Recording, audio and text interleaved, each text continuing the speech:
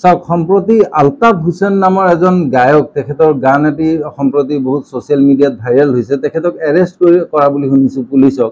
অভিযোগ কি নাজানো, মই শুনা মতে তেখেতে এই গানটো গোৱাৰ বাবেই তেখেতক এৰেষ্ট কৰা হৈছে।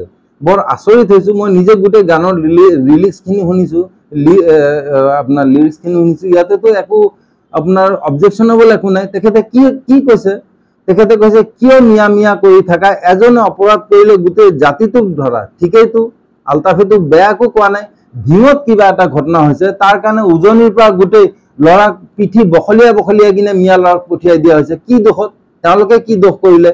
তাৰপিছত তেওঁ কৈছে যে অসম তোমাৰ বাপেকৰ নেকি, খালি মিয়া খেদিব খোজা। এই প্ৰশ্নটোতো মোৰ এটি প্ৰান্তীয় জনগোষ্ঠীৰ সদস্য হিচাপে মোৰ এইটো প্ৰশ্ন যে অসম কাৰো বাপেকৰ নহয়, কাৰোবাৰ বাপেকৰ নেকি যে মিয়া মিয়া চিঞৰি থাকে সকলো সময়তে।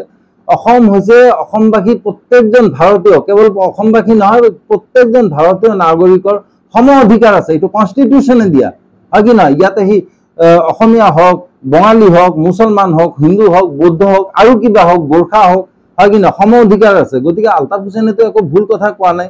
তেখেতে লাষ্টত কি কৈছে, শংকৰ আজান লাচিতৰ এই দেশ, জাতি ধৰ্ম ভাষাৰ মহাসমাৱেশ। ইয়াতকে কিবা ধুনীয়া মেছেজ হ'ব পাৰে নেকি?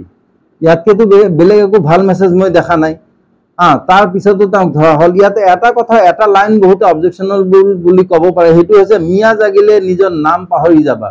ইয়াতে কিন্তু গায়কজনে কোনো নিৰ্দিষ্ট এজন মানুহ নাই বা নিৰ্দিষ্ট এটি জনগোষ্ঠীক উদ্দেশ্য কৰি কোৱা নাই। সেইটো কোনোবাই নিজৰ পিঠিত কেলে সানি লাগে, হয় কি নহয়? মিয়া জাগিলে নিজৰ নাম পাহৰি যাবা। হয়, আপোনাৰ ফ্ৰীডম অফ স্পীচ যিটো আছে, সেইটো সংবিধানৰ আৰ্টিকেল 19ত স্পষ্টভাৱে দিয়া আছে, সংবিধান প্ৰদত্ত অধিকাৰ। অথচ আমাৰ অসমত কিবা কবিতা এটা লিখাৰ কাৰণে বৰষা ৰাণী বুলি কলেজীয়া ছোৱালী এজনীক এৰেষ্ট কৰা হৈছে। বুলবুল হুছেইন বুলি এজন অধিবক্তাক সামান্য এটা অতি সাধাৰণ ফেচবুক পোষ্ট, সেইটোৰ কাৰণে 3 দিন জেলত সোমাই ৰখা হ'ল। এতিয়া আলতাফ হুছেইনক সংবিধান প্ৰদত্ত অধিকাৰবোৰ কি অসমৰ ক্ষেত্ৰত নচলে নেকি? আৰু যদি উচতনিমূলক কিবা কথা কোৱাৰ কথা হৈছে, তেতিয়াহ'লে দুদিনমান আগতে হিতেশ দেৱ শৰ্মা বুলি তেখেত NRCৰ সমন্বয়ক আছিল, অসম চৰকাৰৰ উচ্চ পদাধিকাৰী লোক আছিল। তেখেতে আমি যিখিনি ছ'চিয়েল মিডিয়াত পাইছোঁ, মাজতে তেখেতে মুখ্যমন্ত্ৰী ডাঙৰীয়াক আহ্বান জনাইছিলে, ছ'চিয়েল মিডিয়াত পাইছোঁ, মই নিজে সেইটো দেখা নাই। ইয়াৰ স্ক্ৰীনশ্বট দেখিছোঁ। তেখেতে মুখ্যমন্ত্ৰী ডাঙৰীয়াক আহ্বান জনাইছে যে আপুনি ছোৱালীসকলৰ কাৰণে স্কুটি স্কিম, মইনা স্কিম এসব বাদ দি কিনে সংখ্যালঘু প্ৰধান অঞ্চলত ছোৱালীসকলৰ মাজত 0.22 বৰৰ পিস্তল দিবলৈ আৰম্ভ কৰক। এইটো কি? এইটো বস্তু চৰকাৰে দেখা নাপায় নেকি? মুখ্যমন্ত্ৰী ডাঙৰীয়াৰ চকুত নপৰে নেকি? এইটো বস্তু পুলিচৰ চকুত নপৰে কেলে? তেখেতে কেলে এৰেষ্ট কৰা হোৱা নাই? তেখেতৰ বিৰুদ্ধে কেলে সুমতে এজাহাৰ ৰুজু কৰা হোৱা নাই? আৰু বেলেগটো বেলেগে, আমাৰ মুখ্যমন্ত্ৰী ডাঙৰীয়া আমাৰ সবৰে মুখ্যমন্ত্ৰী হয়। তেখেতে এটা কনষ্টিটিউচনেল পোষ্টত, এটা সন্মানীয় পোষ্টত আছে। তেখেতে পবিত্ৰ সদনত কি কৈছিল আজি 2 দিনমান আগতে, এই ধৰণৰ তাৰ মূল কথাটো এনেকুৱা যে আপোনালোকে কৈছে যে নামনিৰ মানুহ উজনিলৈ যাবই। তাৰপিছত আকৌ তেওঁ কৈছে কিয় যাব, কওকচোন কিয় যাব? আৰে বৰ আচৰিত কথা, কিয় নাযাব?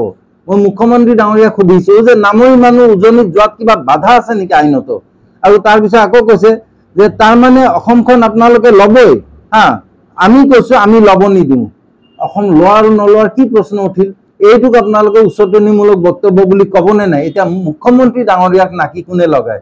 আজি মই এইখিনি কথা যে কৈছো কেমেৰাৰ সন্মুখত, হয়তোবা আজি কালি ৰাতিয়ে মোক পুলিচে উঠাই লৈ যাব ৰাতি 12টা বজাত, হয় কি নহয়? গতিকে এনেকুৱা এটা ভয়াবহ পৰিস্থিতিত আমি বাস কৰিছো। চাওক, আমি যদি সংবিধান প্ৰদত্ত ন্যূনতম যিখিনি হেৰি আছে, কি কয় অধিকাৰ আছে, সেইখিনিক যদি আমি প্ৰশাসনে আমাক নিদিয়ে, নাইবা প্ৰশাসনৰ মুৰব্বীত থকা কনষ্টিটিউচনেল পোষ্টত থকা লোকে যদি কিছুমান মন্তব্য কৰে যিটো নেকি সমাজৰ পক্ষে হানিকাৰক, সাম্প্ৰদায়িক বিষ বাষ্প ছটিয়াই, সেইসব ক'বলৈ যদি বন্ধ নকৰে, তেতিয়াহ'লে আমাৰ ভৱিষ্যত অন্ধকাৰ। এই কথা আমি বুজা উচিত। গতিকে মই আশা কৰিছো যে অসমত এই সমস্ত হিন্দু মুছলমান যিসব কথাবোৰ চলি আছে, এইসব বন্ধ কৰা হোক আৰু মুখ্যমন্ত্ৰী ডাঙৰীয়া এই ক্ষেত্ৰত আগভাগ লওক।